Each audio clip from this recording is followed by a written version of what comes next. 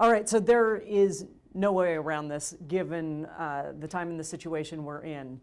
These are going to be challenging times ahead. And so this message that you're giving people, at the core of it, is it get ready for sacrifice? I think that's a good way to summarize it. Yeah. And anytime you're facing a multi-billion-dollar shortfall, and we're talking $12 billion, maybe more, that's a significant shortfall. And there's no easy way to work your way through a shortfall of that size. So yes, at the end of the day, it's going to be shared sacrifice, but at the same time, I do think there's opportunity there to make our operations more streamlined, more efficient, focus on our key priorities, but we have no choice. We have to get serious about streamlining our operations. Efficiency, streamlining in this case means a 6% reduction in budget for most agencies. I mean, that's going to cut into muscle, isn't it? Well, we'll see. So what we're doing is I'll be going to each agency and asking them to send me their proposals. And to be clear, I'll probably ask for more than 6%. So I can make some choices, to your point about avoiding the muscle and focusing on programs, for example, that might be brand new. Do we really need to invest in a program that's brand new as opposed to one that people have relied on for some period of time, as an example? And look, I know in the AG's office, which I know my budget very well, would a 6% cut be difficult? Sure. Could we do that and keep providing our core service to the people and to our state clients? Absolutely, we can do that. And so that's the approach we need to take all across state agencies. And by the way, it's no different than a family. If a family member loses a job or has to take a job at less pay or something happens, right, you have to adjust your budget. And that's no different for us. You have identified, and you did this on the campaign trail as well, that K through 12 was really going to be kind of your top priority here. Superintendent Rakedahl said in September of last year that he was asking for a $2.9 billion increase for public schools. How does this look for you? Yeah, well, I mean, clearly conversations in the past about the budget are now going to be adjusted in light of the budget reality that has been placed upon us now. I don't think a year ago folks saw this level of a shortfall coming our way. So, that said, in what I'm proposing, we have a few parts of state government that I'm excluding from those cuts. K through 12 education is, of course, one of those, because the percentage of our budget that goes to K through 12 education needs to increase, not decrease. Same with public safety, right? So again, like any family, prioritizes, right? Hey, we can no longer afford Netflix. We need to prioritize core things in our household. State government's no different. We've got to prioritize in K through 12 education, public safety, more housing. Those are things we want to continue investing in, even increasing our levels of investment, but others need to make some more sacrifice. I've been talking to a lot of Seattle parents in particular who've been looking at this budget levy that's coming at them for asking to approve $2.4 billion, and that doesn't even touch their about $100 million deficit. And a lot of those parents are thinking, oh, we're just hoping the state is going to fill that void. What's your message for them? Well, I mean, I think the message is I just try to be realistic with folks. I'm not going to make promises I can't deliver on. I think folks can understand if you've got a $12 billion shortfall over the next few years, it's not going to be an easy time for us as a state. That said, I also think it's critical for us, for elected officials, to scrub that budget and be as efficient as possible. So my message to those parents would be, I'll be doing everything I can do and encouraging legislature to do everything they can do to make sure we are prioritizing education, to make sure we are scrubbing our budget. There may be some hard choices, right? I just came from a community meeting with some folks around ferry service. I want more money for more ferries, to get more ferries constructed. That means other folks may not be getting funding for important programs, right? Because we need to prioritize more funding for our ferry service. That's just the way it's got to work, and there are some hard choices coming. Hard choices, and everybody's going to feel the squeeze here, right? Yeah, I mean, like I said, we're going to protect K through 12, we're going to protect public safety, right? We're going to build more housing, but yes, everybody's going to feel the squeeze. You talked about affordability in this document, and it highlights providing $480 million so that every public school child has access to free meals at school. Also points to the importance of tackling hunger when it comes to increasing academic performance and expanding child care programs. But when it comes to affordability, according to the most recent numbers from the Office of Fiscal Management, nearly 55%, more than half of Washington households don't have children in them. So what is going to happen for those households to help their affordability situation? Yeah, more affordable housing. So that's one of the core tenets of this message that I'm putting out there is, in traveling to all 39 counties during my campaign for governor, the message I heard the most was the need for more affordable housing. Over and over and over again in communities all across our state. So investing hundreds of millions of dollars in more construction of more affordable housing will get to many people. That is important for our workforce. That's important for livability for folks all across our state. So affordability touches everybody, whether you're a parent with a kid in our public schools or whether you're someone who wants to be able to afford a home close to where you work. Those are all parts of what we're putting together in this plan. A lot of the money, I believe, goes towards affordable housing. And so does that mean that the state is going to be in charge of these extra units? And, you know, we have a lot of middle-class families who are really feeling that squeeze too. And I imagine they don't qualify for this housing. Oh, wait a minute. So it's housing of all kinds. I want to be clear, right? So we talk about housing, it's housing of all kinds. But there is especially a squeeze on affordable housing. And that's not just a north-south thing where I live, that's all across the state, as you and your viewers well know. And so that's going to be the approach we need to take. And so again, and this is one thing I'll be asking legislators to do as well, is I've got some things I want to invest in. You mentioned some of them, but I'm proposing over $4 billion in cuts, right? So we're still going to save billions of dollars, but also I want to make those investments to get those free school lunches. That helps families all across our state.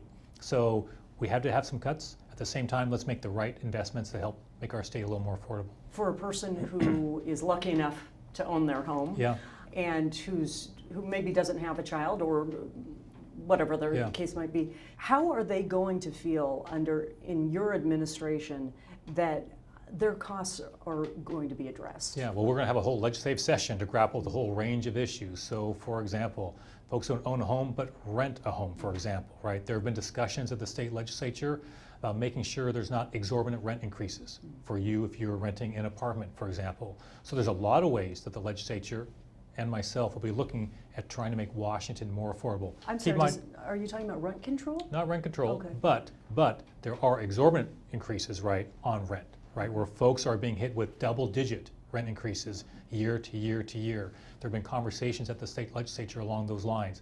That's something the legislature will be looking at as well again. So no, I've not been a supporter of rent control, but I think we need to make sure we're making housing of all kinds, whether you own or rent, affordable for Washingtonians. And to be clear, look, I don't take office for another week, right? This is our sort of first cut before even taking office of some ways I see that we can streamline our operations, but find ways to make life more affordable for more Washingtonians. There will be certainly more to come. This is our first crack at it. Let's talk about homelessness since we're talking about housing.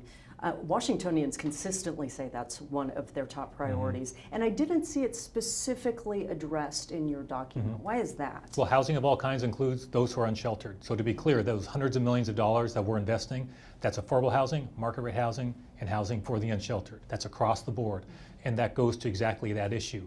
Behavioral health, you will see investments in behavioral health. So as you know, my time as Attorney General, we've made big corporations that in our view fueled the opioid epidemic by not playing by the rules. We took them to court. They're paying more than $1 billion. I wrote into those settlement agreements, the money can only be used by the state legislature to fund programs that treat, for example, addiction, to address the opioid epidemic. So this is important for helping folks on the streets as well. And you'll see significant investments from the state on those core programs. When it comes to homelessness, we've talked about this before, everybody has, that it's a matter of housing, it's a matter of mental health, it's a matter of addiction services. So given that this is a time for belt tightening, do you expect that all of those services, whatever services will be compounded in your administration, that will need to be paid for with the settlement money? First of all, thank God for my legal team, right, that took those corporations to court. We rejected national settlements, by the way, that other AGs took. We took them to court instead, and as a result, we got a greater recovery for the state of Washington. So we're fortunate to have that $1 billion that we can be investing over the course of the next many years. Those dollars come in over a period of time. So that's going to help. So despite having a budget shortfall, we do have that revenue stream, so to speak, coming into the state. And we're making investments at the state level, but also local cities and counties, they invest those dollars as well. One of the things that the document talks about is identifying properties that can be quickly bought and turned around to be shelters. We've seen that happen in King County, and then they are empty for quite literally years. So why is that included? So what I would say is that, speaking generally for the moment, that government bureaucracy that gets in the way of serving the people drives me crazy, okay? My team in the AG's office knows that. My transition team knows that. And I think anyone who works with me knows that. Danny Westney just wrote an article about this national report showing how Washington has so many individuals on the streets, right? Not having temporary housing, that's unacceptable, right? So we need greater investments, but also we've got to be better providing those services. So look, no one governor, no one legislature, no one city council can solve this problem. As you mentioned, it's complex, many different entities are involved, but from my standpoint, providing leadership as governor to make sure there's additional funding, get more housing, get people off the streets, stabilize their lives, that's going to be important, and to make sure that's being done in an efficient way. Talking about leadership in those situations, a lot of times you have people saying, homelessness especially, we want that tackled. Not right there though, not where I can see it. So how do you as governor get people prepared to really tackle this and know that the solution may have to happen within eyesight of them as well? Yeah, what I would say is, I mean, a part of making any solution is showing up and listening to folks. You know, earlier today I was on a ferry boat ride and had a meeting with community members, talk about our ferry service, right? These are folks who are frustrated with our ferry service, but I'm showing up to listen with my team, with state leaders, say, hey, here's what we can do, let's work together. It's the same approach on any issue you choose. You've got to show up, you've got to listen, address concerns where you can, but at the end of the day, we've got problems to solve. Budget problems, homelessness problems, you name it. And that means by definition some tough choices, but we're not going to move forward as a state unless we address those squarely. You talk about $200 million to support local law enforcement agencies to recruit more officers, because we have the lowest officer per capita in the country. We do. A lot of officers say that part of the problem is they're having to respond to these calls that years ago at least wouldn't fall under them, the mental health crises, the drug crises. And so different communities are starting these programs where crisis counselors go out with them instead. So is money towards officers what we need, more money towards these type of social services instead? I think both are not mutually exclusive. And by the way, I would add, I've had many conversations with firefighters, for example, across the state. The first thing they often bring up in those conversations is, hey Bob, to your point, we're being called out for these other types of calls than we have in the past, that opioid epidemic, which is why, by the way, I just want to mention, Monique, in that $1 billion that we've recovered for the state, the money can only be used to address the opioid epidemic, but we included in the framework, they can use those dollars for first responders. Exactly the kind of folks you're talking about, folks who know how to deal with someone in crisis. That could be a firefighter, whatever that might be. We want to give some flexibility to address that specific issue because we know that has been a strain on other first responders. So thankfully we do have a source of funds that are coming in that can be helpful. But at the end of the day, ranking last per capita in law enforcement officers from a basic public safety perspective, that's a problem. Looking forward to working on this in a bipartisan fashion. Senator Jeff Holy in Spokane, he and I have been just connecting last couple of days via text. He's got a proposal that lines up with my idea of this $100 million a year. We're working together on that. So I feel optimistic we can get that done and help get more law enforcement officers in communities across the state. When it comes to that settlement money, forgive me, I don't know the timetable of any of that. It's spread out over a number of years, so a lot of money's come in already. So it is starting to come in. Yeah, so long story, very short. So there are a number of different settlements, right, different legal actions. Each one's a little bit different. Sometimes they had to pay one lump sum. Others it's stretched out, some they're paying many hundreds of millions of dollars. It's stretched out over 3 years, 5 years, 7 years, you get the idea.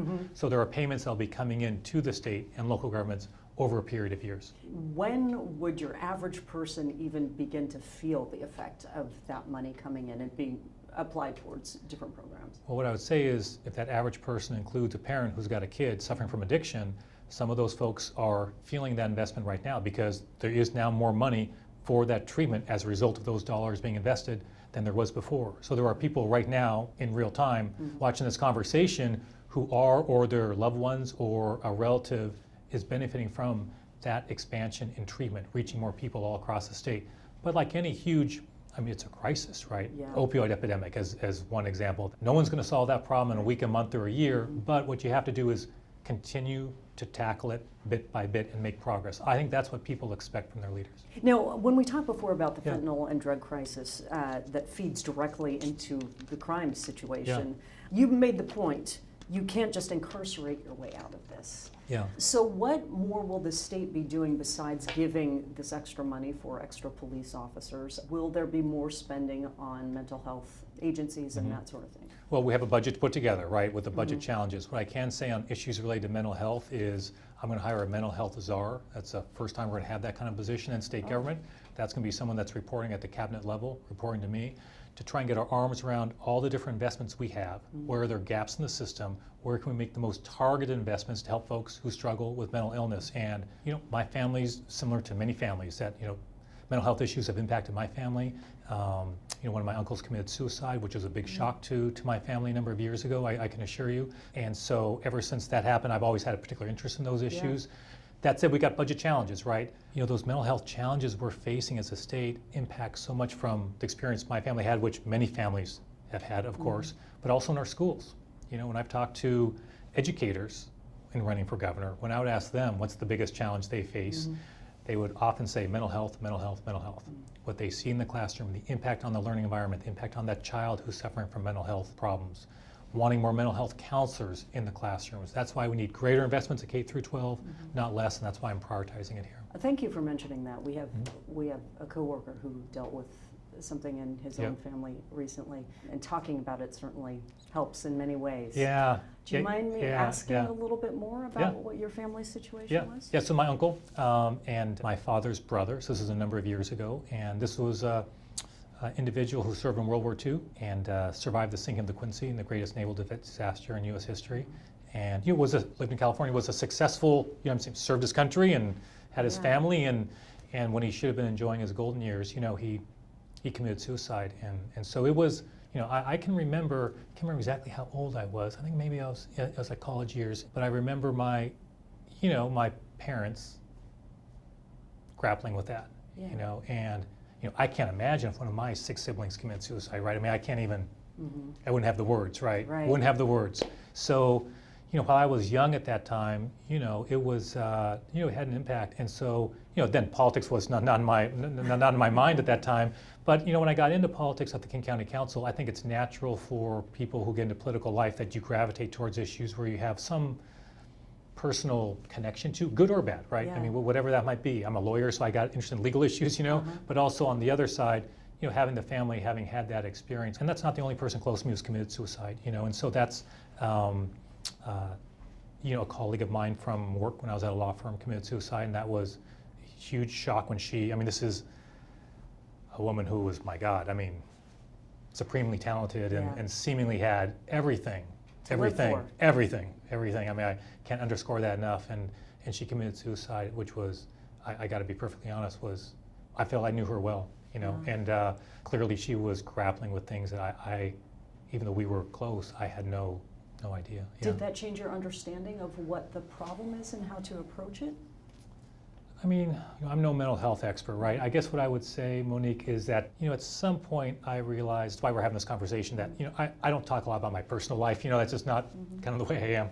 And, but at some point I decided I would mention my uncle who, committed suicide, or my friend who committed suicide, because I think, to your point, the conversation I think helps. There's probably someone watching this conversation might be having their own struggles and maybe think, hey, Mike, I need to reach out to someone. Or maybe someone's going to ask a friend of theirs or their uncle, hey, how are you doing? And try and engage in that conversation, which I understand is not always so easy, right? I think it's kind of easier to sweep these under the rug, but I think you just have to talk about it. And then as a governor, speaking less from my past experience, but as a governor, you're just realizing that experience is being replicated, unfortunately, over and over and over again, and just trying to make sure. That's why I want to have a mental health czar, right? Somebody who I point, who I trust, who understands how important this is to me and to the people of the state, and make sure we're prioritizing these issues. Getting back to the housing. Sorry. How much needs to be? I remember Kamala Harris's campaign also was looking at, I think it was 4 million units over 20 years or something like that. How quickly do you think we can get units out there? It's a great question. So my transition team, one of the key subcommittees we have for my transition team is focused on housing. The person leading that is Lieutenant Governor Denny Hack. So tomorrow he's going to hand me, at a meeting we have, I think it's like 50 recommendations or dozens of recommendations on how to move forward this legislative session on improving the rate at which we're constructing housing. So a lot of effort's been made. City of Seattle, for example, there's headlines in the paper now about a big debate at the City Council for more housing, but the state also needs to increase what we're doing to partner with organizations, partner with the private sector to make sure we're doing that. One thing I also will add is that, I remember during the course of the campaign having a meeting with some executives, one of our largest corporations in the state, one of the largest in the country, and the issue they most wanted to focus on was affordable housing, housing for their workforce, right? And they didn't say, hey, just solve this, Bob. That wasn't what they said. They said, we want to be partners. Let us know we can help. We want to help invest in this. So I think there are opportunities there. This is a bipartisan issue. It's a bipartisan challenge. And I think there's a lot of support out there if we can harness that. Bipartisan issue, you don't hear that very much. You know, I'm optimistic. Like on that issue, I'm optimistic. Solving the ferry situation, that's a bipartisan issue. Getting more law enforcement officers. I mentioned Jeff Holey, Senator Jeff Holey, Republican in Spokane. That's a bipartisan issue. So, look, are there times where obviously, hey, the parties have different perspectives? Of course. But I do believe for what I consider the nuts and bolts of leading our state, housing, homelessness, ferry system, government bureaucracy, those issues I don't think are partisan, and I think there's a lot of room for finding solutions. Obviously, we have complicated problems ahead of us, Yes. but as you also noted in this document, they're urgent ones. Yeah. So you're talking about telling your department heads, look to cut more than 6%. I'm not talking about that they're going to do it. Okay. Just to be clear, this Okay. is a non-negotiable document. This is clear. Like this is how it's going to work. The money runs out, period. Look, it's 12-14 billion dollars, and just being honest, I'm not sure that everybody quite appreciates. I'm talking about sort of the elected official side of things, right? Quite appreciate what that means, okay? And part of why I'm talking about this now before I even take office is to communicate what I consider to be the scope of the challenge, and by saying, hey, I'm going to take a first crack at this, and we need everybody else to take their own cracks at this as well if we're going to address it. Again, the urgency part of that. Yeah. How do you identify all of these cuts and get going quickly? I mean, what's the timeline that we're looking at here? I mean, they'll have to move quickly. It'll be for a conversation for this legislative session, to be clear, right? We'll be looking for their recommendations, their proposals in a very short period of time, so we can take those recommendations. I can make decisions about, yes, I agree with this, no, because that's muscle that we can't afford to lose out on that programming, and then work with the legislature to identify those. And I had a meeting with key legislator yesterday on the budget side, and sometimes in doing those proposed cuts, we need legislative action to do it. Sometimes these are programs that are embedded in state law. Yeah. If we want to change it, we need to work with the legislature to get changes in state law to allow that to happen. So what is your deadline for them identify these? Oh, it'll be a cuts? matter of weeks that they'll be providing that information. I mean, the session is starting here in a matter of days, so yeah. Okay. Yeah. And then how much time do you need to review all of that? It'll be a quick turnaround because, again, the key is to make sure we're getting that information to the state legislators as they put that budget together.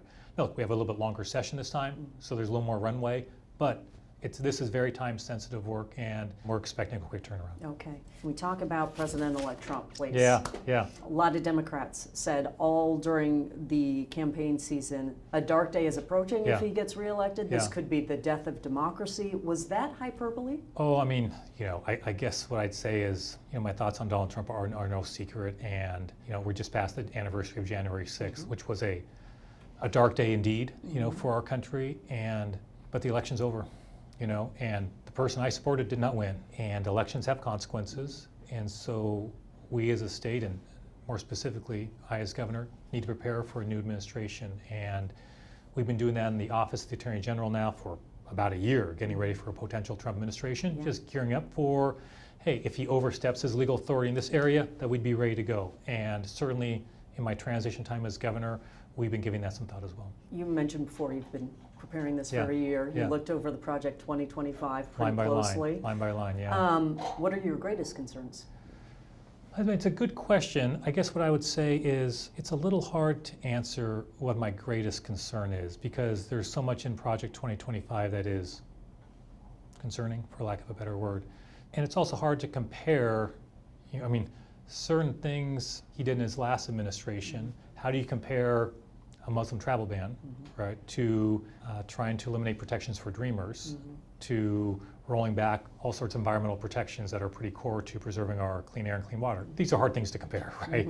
In my mind, they were all bad things, which is why we oppose them and won almost every single time. So it's hard for me to compare them. What I would say is that if any administration does something that's harming Washingtonians and we believe is unlawful, then we need to do something about it. That's the criteria, and that's served me well as Attorney General in choosing the cases that we brought. I have a different role now, but I'll obviously be working closely with Nick Brown, the incoming Attorney General, on these issues if necessary. Look, we hope we never have to file a lawsuit. We hope we never have any conflict with the administration, but we'll be prepared and And look, we'll work with the Trump administration where we can, and we'll stand up to the administration when we must. It seems like there are two different forks to this, though. One is the values, right? Do your values line up or not? And there's potential for a lot of conflict there, clearly.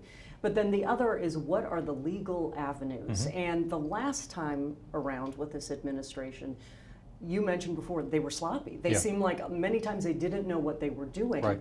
Now they do. So given that, and you know what his values are, and perhaps where there are some vulnerabilities in the system, where do you imagine he will go first, where your values might be a little bit, vulnerable? Yeah, I won't be predicting, right, or talking about any vulnerabilities we have, which I'm sure you understand. And but that said, your point's well taken. That, again, speaking now as Attorney General, really, right, in the current role that I have, we are mindful of that. What are vulnerabilities? And one thing I emphasize with groups that I speak to, or individuals who stop me at a coffee shop and say, hey Bob, are you going to stand up on this issue or that issue? I often say, look, the elections do have consequences. Presidents have broad authority. You pick the issue, they've got broad authority. And so I may have lots of disagreements with Donald Trump over the course of the next 4 years, but in terms of my focus, and I think the focus of the incoming Attorney General, is if he oversteps his legal authority and it's harming Washingtonians. We just have to be vigilant about being focused in that way, right? And also, to your point, preparing, right? To make sure, for example, reproductive freedom here in Washington State, a real core value. The legislature has, in recent years, tightened up certain rules we have to make sure that we're providing extra protections in light of Roe v. Wade being overturned, right? Things that before we thought, well, weren't so critical because there was Roe v. Wade. Now that has been overturned, we need to take a fresh look at our state laws. Do we have the protections we want, across the board to protect personal information of women, for example, right? So that's not being released. There's all sorts of things we're doing, and part of my transition team has been looking at exactly those issues to make sure, to your point about vulnerabilities, we're taking a look and seeing what we can do to tighten that up. In what areas do we, though, need to understand that, yes, as president, he has broad authority? Things like people may disagree with what he wants to do, say, about immigration. Absolutely. That's more under his purview. So Absolutely. I imagine that's one of the issues in which he has pretty broad authority. Look, absolutely. I've said many times, immigration is a really good example where a president has a lot of authority. The federal government has a lot of authority. That's not a state authority. That's not a local government authority. Federal government has broad discretion. It's not unlimited. We stopped the first Muslim travel ban because he went too far. So it's not unlimited, but that is something that I communicate to the people of the state all the time. We need to set expectations. That election had a consequence. We're going to see that. But at the same time, I feel as prepared as anyone who's a governor anywhere in the United States to stand up to the administration if they overstep their authority. I feel we're prepared to do that. Are there any other issues similar to immigration where you go, that's... I mean, that's a big one. I think that's, yeah. Okay. Standing up to or pushing back against the administration obviously carries a risk as well. Some members of his first administration, including Olivia Troy and Kevin KIRO for Homeland Security, said there were times when his administration withheld federal monies, federal disaster monies, for political reasons.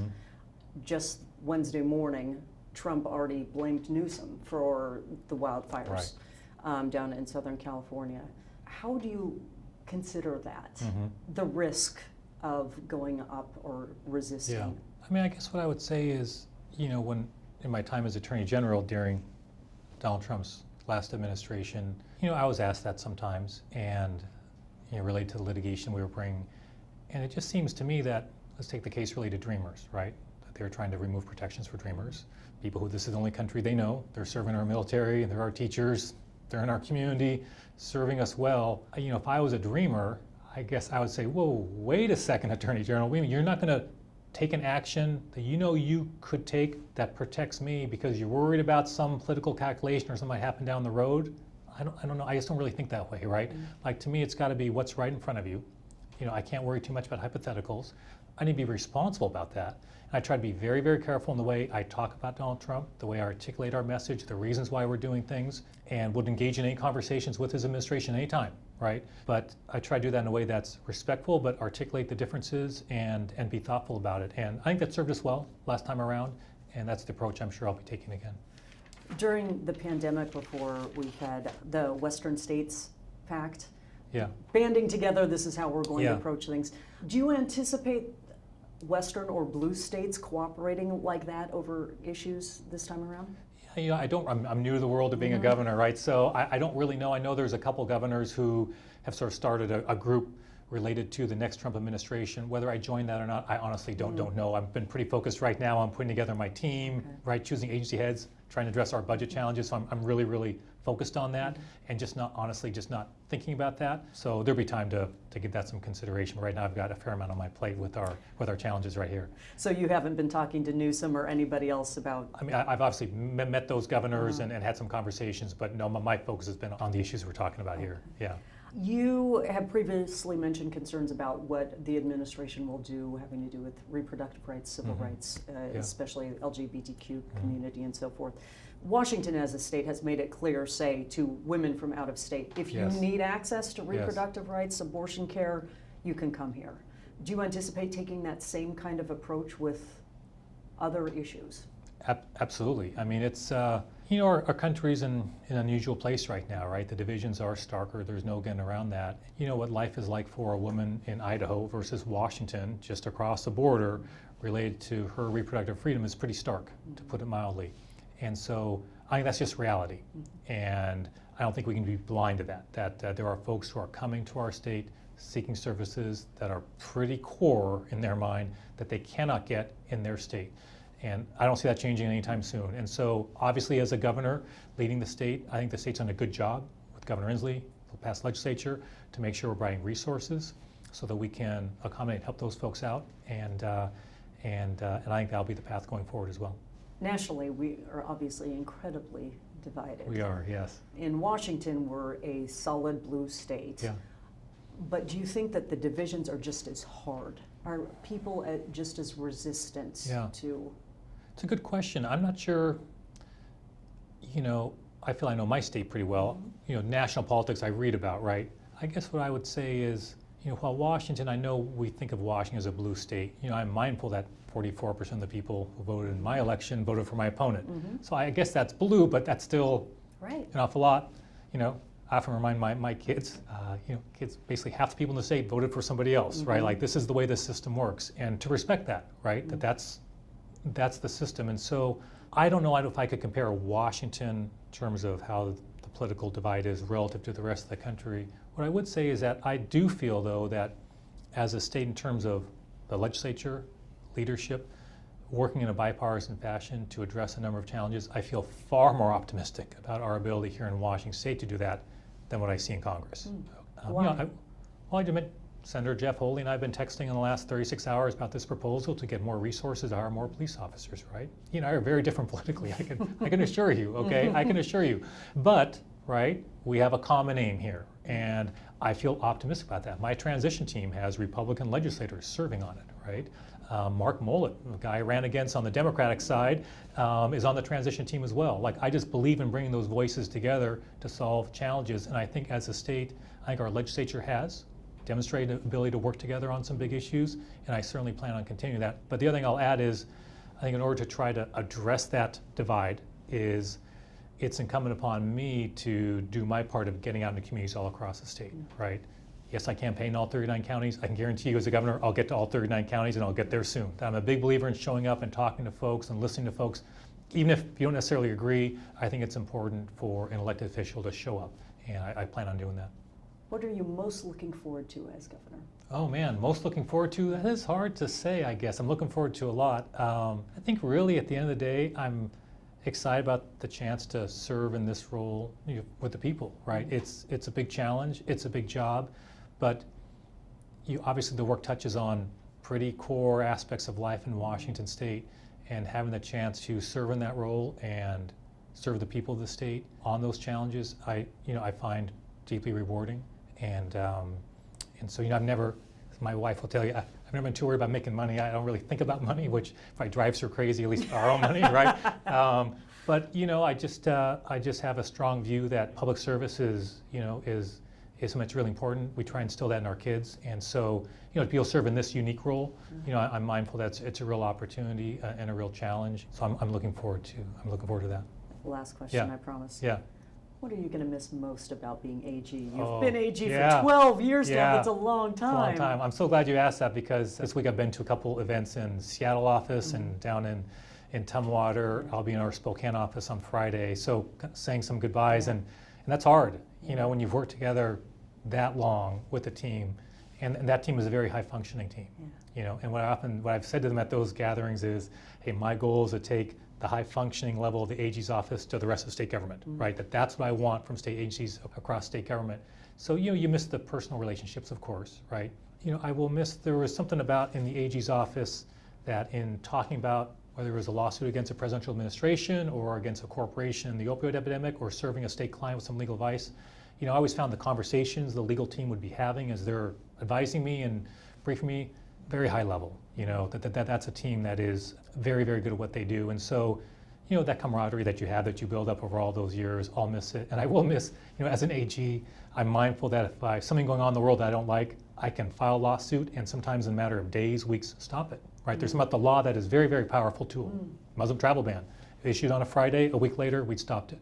Kind of amazing, right? You know, Governor, it's a little bit different, right? The challenges we're talking about, homelessness, the ferry system, opioid epidemic, mental health, you can't solve that with a lawsuit. Yeah. It's not like a judge is going to determine that. It doesn't work that way. And so I have to sort of adjust my mind a little bit, but I will miss that part of the job of AG, of being able to move pretty decisively with a fantastic team and get some really great outcomes for the people, oftentimes very quickly. Okay.